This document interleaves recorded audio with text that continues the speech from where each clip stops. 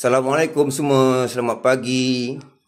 Hari ini 13 bulan 10 2025. Okey, Pandak dah mula melantai hari ni. Pandak mulakan dengan ruangan dapur Mak Dak. Okey, lepas tu siapkan lantai dekat bilik Pandak dengan Mak Dak ni. Baru Pandak boleh tutup ni. Okey, untuk pasang tingkap. Pandak konsentrate dekat, lepas tu Pandak konsentrate dekat bilik dah. Nak siapkan bilik dulu.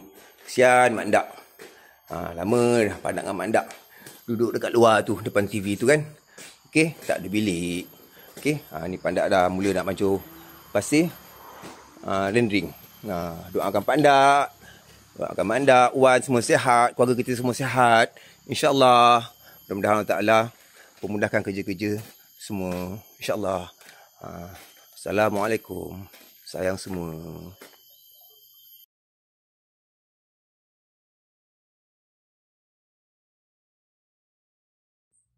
Assalamualaikum semua. Selamat pagi. Hari ini 15 hari bulan 10 2025. Hari pertama Pandak melantai. Dapatlah bahagian ni. Dah siap licin. Dapat sikit-sikit.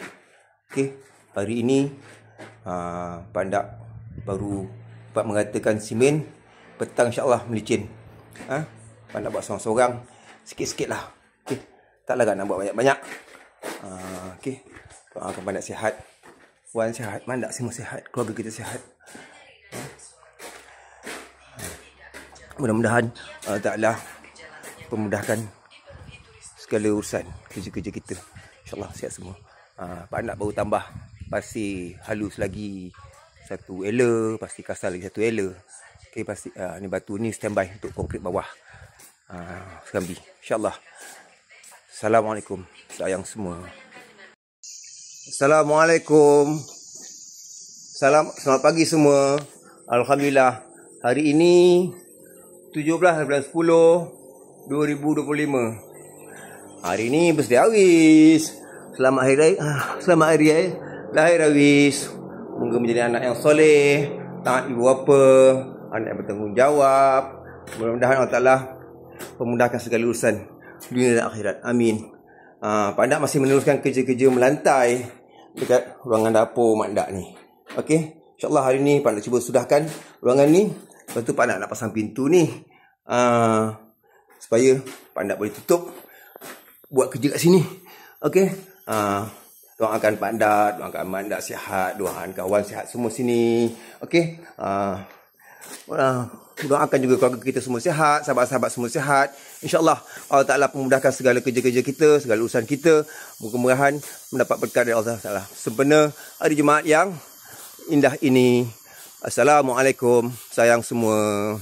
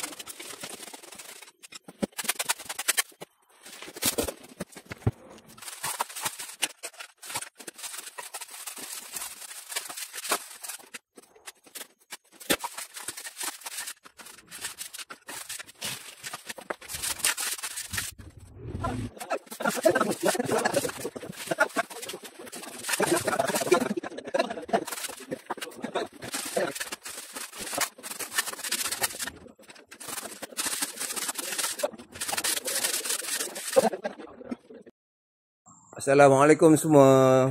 Selamat petang. Hari dah hampir pukul 5.30. Pandak agak keletihan, tapi alhamdulillah. Syukur sangat-sangat. Okey. Pandak dapat sudahkan lantai dapur mandak. Tu pandak dah tutup.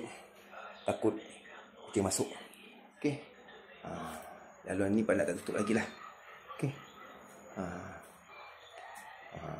Semua dah siap simen. Alhamdulillah.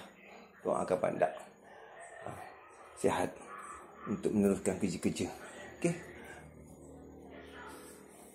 Moga Allah memudahkan lalunya. Assalamualaikum. Sayang semua. Bye.